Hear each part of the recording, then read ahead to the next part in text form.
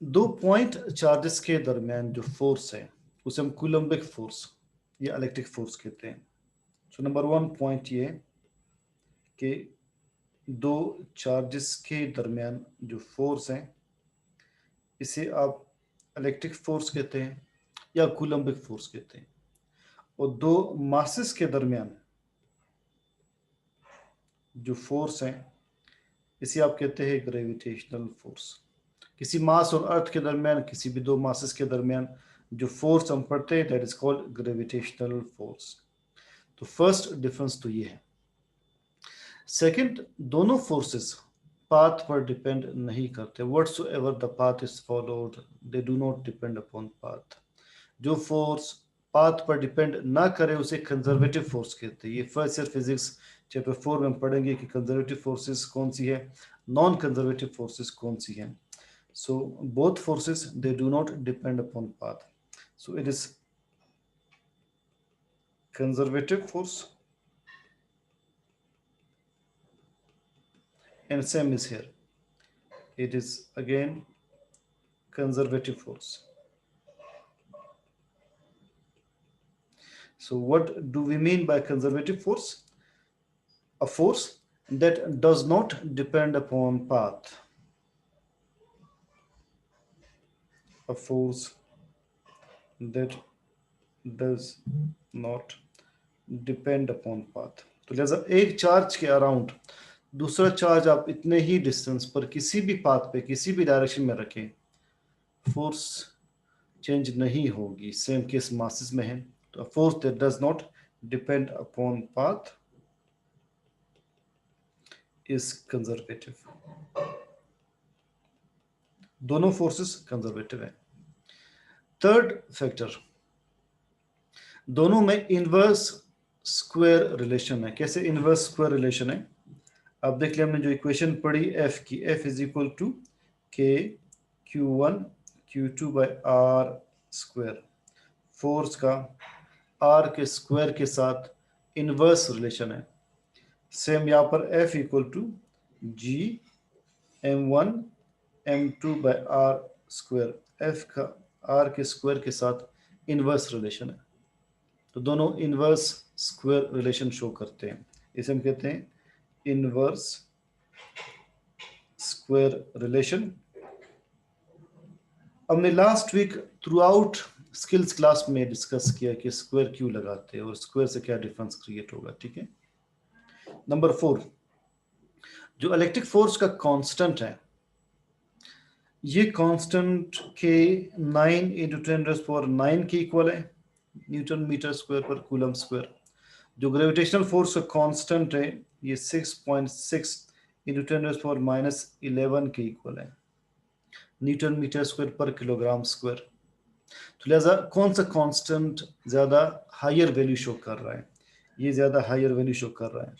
इसके 10 का exponent positive में है, +9 है, जबकि यहाँ पर -11 है। तो आप ये कह सकते हैं कि electrical force is stronger than gravitational force. Electrical force is stronger than gravitational force। क्यों स्ट्रॉन्गर मैं बता रहा हूँ? इसलिए कि इलेक्ट्रिकल फोर्स के कांस्टेंट के की वैल्यू ज़्यादा है ग्रेविटेशनल कांस्टेंट जी से। जी को हम कहते हैं gravitational constant, universal gravitational constant. और के को हम कहते हैं Coulomb's constant. It is Coulomb's constant. Next comparison ये है कि अगर आप देख लें इलेक्ट्रिक फोर्स एट्रैक्शन की हो सकती है, रिपल्सिव भी हो सकती है। Similar charges repel, opposite charges attract. Gravitational force हमेशा अट्रैक्शन की होगी। तो इलेक्ट्रिक फोर्स या कूलम्स फोर्स,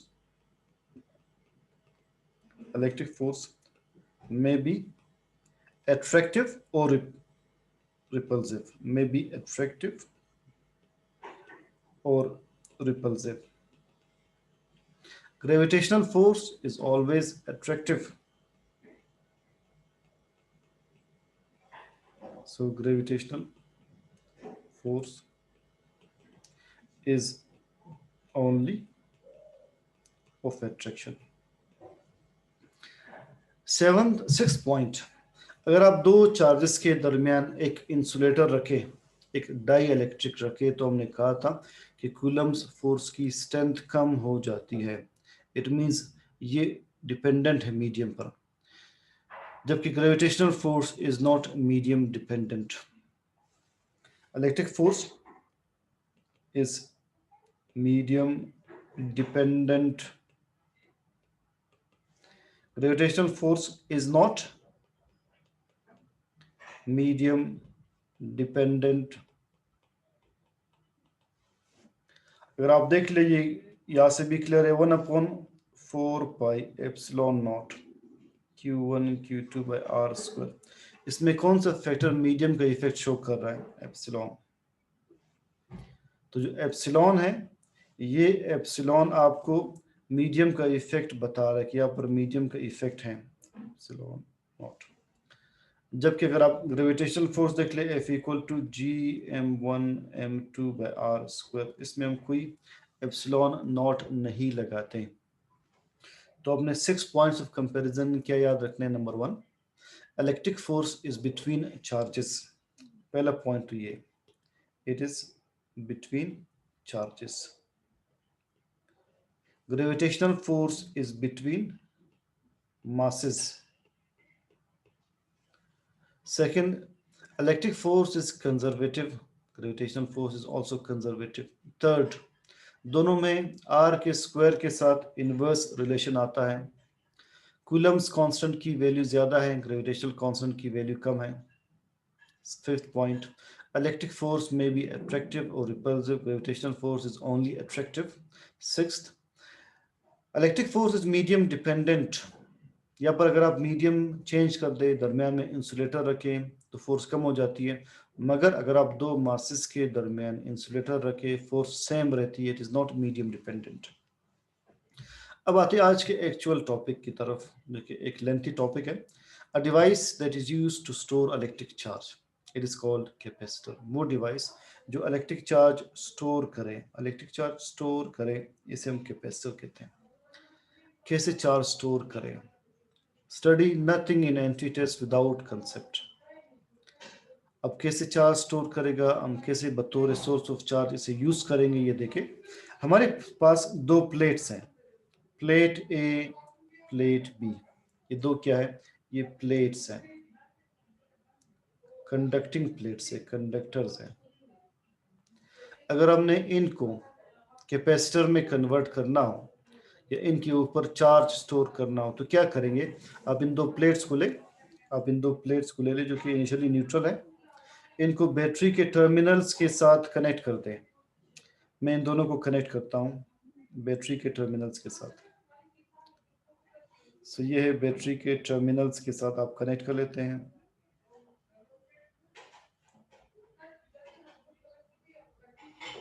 ये वायर है, positive terminal, negative terminal. So this is battery जिसकी वोल्टेज V है. आप जैसी प्लेट्स को बैटरी के टर्मिनल्स के साथ कनेक्ट करते हैं, तो एक हम प्लेट ए का नाम दे रहे हैं, बी का नाम दे रहे हैं.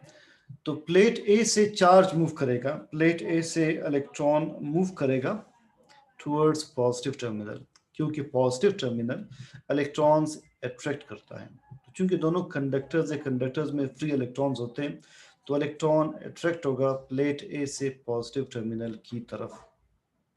And for every electron which leaves plate A, an electron leaves the negative terminal. Okay, negative terminal is rich in electrons. तो अगर वहां से 10 इलेक्ट्रॉन्स आ रहे प्लेट ए से पॉजिटिव टर्मिनल की तरफ, यहाँ से 10 इलेक्ट्रॉन्स जाएंगे नेगेटिव टर्मिनल से प्लेट बी की तरफ. इसका रिजल्ट क्या होगा? क्योंकि प्लेट ए इलेक्ट्रॉन्स लूज करता जा रहा है, इसके ऊपर पॉजिटिव चार्ज आता जाएगा, it becomes positive. Plate B की तरफ इलेक्ट्रॉन्स मूव कर रहे हैं, तो प्लेट बी पर चार्ज क्या अपीयर होगा? इसके ऊपर चार्ज अपीयर होगा नेगेटिव. ये नेगेटिव बनता जाएगा. ऐसे जो पहले प्लेट्स इनिशियली न्यूट्रल थे, अब एक पॉजिटिवली चार्ज बन जाएगा, अगला नेगेटिवली चार्ज बन जाएगा, इन दोनों के ऊपर चार्ज आ जाएगा। इट मीन इनके दरमियान पोटेंशियल डिफरेंस क्रिएट होगा बैटरी की तरह या एक सोर्स ऑफ चार्ज की तरह।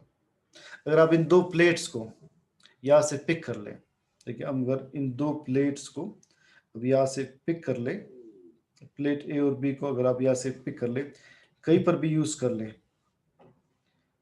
तो ये आपको बतौर सोर्स ऑफ चार्ज काम आएंगे। सो आपने न्यूट्रल प्लेट्स को बैटरी के टर्मिनल के साथ कनेक्ट करके चार्ज किया और फिर आप इन्हें बतौर सोर्स ऑफ चार्ज यूज कर सकते हैं। You can use as source of charge. It is a capacitor. दोबारा ये सारा कंसेप्ट देखिए, आपके पास दो न्यूट्रल प्लेट्स है ए एंड बी, कंडक्टर्स हैं, आपने इनके ऊपर चार्ज स्टोर करना है, इन्हें कैपेसिटर में कन्वर्ट करना है। आप प्लेट ए को पॉजिटिव टर्मिनल के साथ कनेक्ट कर ले, प्लेट बी को नेगेटिव टर्मिनल के साथ कनेक्ट कर ले। बैटरी का पॉजिटिव टर्मिनल प्लेट ए से इलेक्ट्रॉन अट्रैक्ट करेगा। जितने इलेक्ट्रॉन्स ए से पॉजिटिव टर्मिनल की तरफ आएंगे, उसके बदले उतने ही इलेक्ट्रॉन्स नेगेटिव टर्मिनल से प्लेट बी की तरफ जाएंगे। ए इलेक्ट्रॉन लूज करता जा रहा है तो पॉजिटिव बन जाएगा, बी इलेक्ट्रॉन्स गेन कर रहा है तो नेगेटिव बन जाएगा। ए और बी को याद से पिक करके आप कहीं पर भी किसी सर्किट में बतौर सोर्स ऑफ चार्ज यूज कर सकते हैं। इनके दरमियान पोटेंशियल डिफरेंस होगा। ये पॉइंट्स देखिए इस तरह से होंगे। As the plates A and B are connected to the terminals of the battery, plate A begins to lose electron. It begins to lose electron and moves towards the positive terminal of battery. ये एक step हुआ। अब अगली side पर क्या होगा? For every electron that moves from the plate A, an electron leaves the negative terminal and moves to plate B. In this way, plate A gains positive charge and plate B gains negative charge. And now the capacitor is charged. The plates are charged. इन्हीं plates ही को हम capacitor कहेंगे। इन plates के ऊपर जो charge store हो रहा है, क्यू, कितना चार्ज स्टोर होगा? ये चार्ज डिपेंड करेगा इस बैटरी के पोटेंशियल पर, इस वोल्टेज पर डिपेंड करेगा। The amount of charge stored depends upon the potential difference of battery. So Q is equal to C V. C यहाँ पर कांस्टेंट है, इसे कहते हैं capacitance. So we discuss the charge stored on the capacitor depends upon the potential difference of battery applied. Q is equal to CV. C is capacitance. Now what is capacitance? What is C? How do we define C? Capacitance क्या है? Capacitor की charge को store करने की ability capacitance कहलाती है। The ability of capacitor to store electric charge, to store electric charge is capacitance. So Q is directly proportional to V. Q is equal to CV. C is capacitance. C क्या होगा? C is Q by V. Unit capacitance का हम लिखते हैं farad, unit of capacitance. What is the unit of capacitance? It is written as farad. अब इस equation से आप लिख सकते हैं कि 1 farad is equal to Q क्या होगा? Coulomb, 1 coulomb. V क्या होगा? Volt, 1 volt. अगर आप 1 वोल्ट पोटेंशियल डिफरेंस अप्लाई करेंगे और 1 कूलम्ब चार्ज स्टोर होगा, तब कैपेसिटेंस 1 फेराड होगी। फेराड बहुत बिगर यूनिट है, अक्सर हम स्मॉल यूनिट्स यूज करते हैं, माइक्रो फेराड, पिको फेराड। तो फेराड को आप कैसे डिफाइन करते हैं? पहले ये मैं लिख लेता हूं।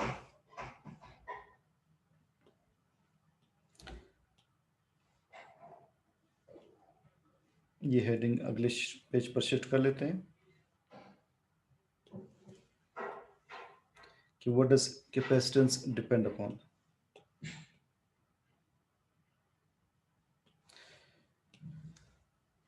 So farad को कैसे डिफाइन करते हैं? Unit of capacitance is farad. How do you define farad? देखिए इसी इक्वेशन से फेराड को डिफाइन कर लें.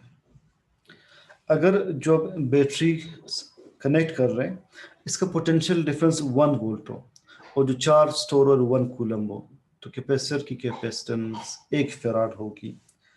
सो डिफाइन कैसे करेंगे कि if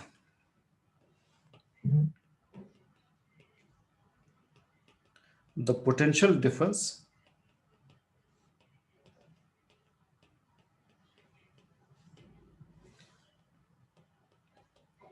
of battery is 1 volt and charge stored is 1 coulomb and charge stored is 1 coulomb, then capacitance is equal to 1 farad.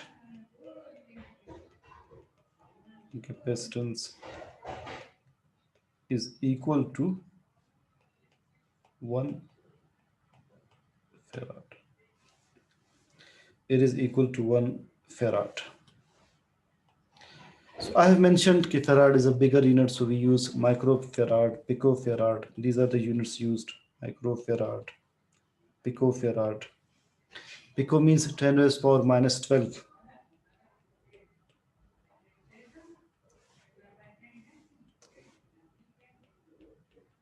Micro means 10 raised power minus 6. हम इस भी farad यूज करते हैं स्मॉलर यूनिट्स के form में. Capacitance दो factors पर depend करती है किसी भी कैपेसिटर की. एक प्लेट्स का साइज क्या है, आप कह सकते हैं geometry of plates. Number 1 geometry of plates. Geometry means उसकी शेप, साइज वगैरह. एंड नंबर 2 प्लेट्स के दरमियान डिस्टेंस क्या है. डिस्टेंस ज्यादा होगा तो कैपेसिटेंस कम होगी, डिस्टेंस कम होगा तो कैपेसिटेंस ज्यादा होगी. तो नंबर 2 डिस्टेंस बिटवीन प्लेट्स. सो किसी भी कैपेसिटर की कैपेसिटेंस प्लेट्स की ज्योमेट्री और उनके दरमियान डिस्टेंस पर डिपेंड करती है. अगर हमारे पास एक पैरेलल प्लेट कैपेसिटर हो, इसी को हम पैरेलल प्लेट कैपेसिटर कहते हैं, जो भी हमने डिस्कस किया. This is parallel plate capacitor. So let's take this capacitor from here.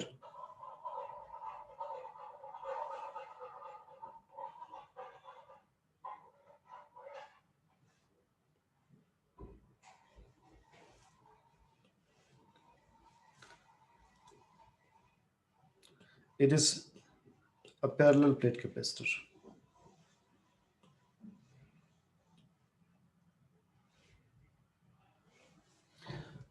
अब इस पैरेलल प्लेट कैपेसिटर की कैपेसिटेंस क्या होगी, what does it depend upon. ये हम एफएससी में डिराइव करते हैं, या आपने डिराइव नहीं करना, सिर्फ मैं इक्वेशन लिख लेता हूं.